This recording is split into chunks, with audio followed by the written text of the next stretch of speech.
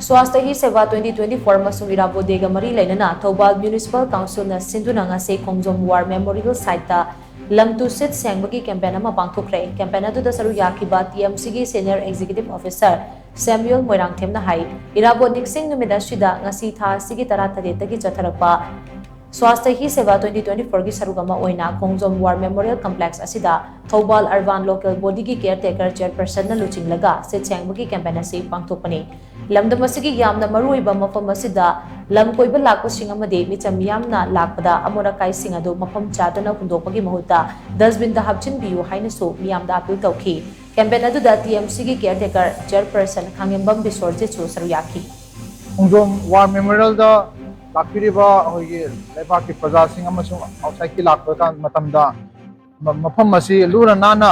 अखोइना अखोइदगी चाखिबा pollen ओरसु अखोइना सिनरिबा बोतल गई ओरसु हम चाना थंबियु हाइना लेबाक मयाम दा अपील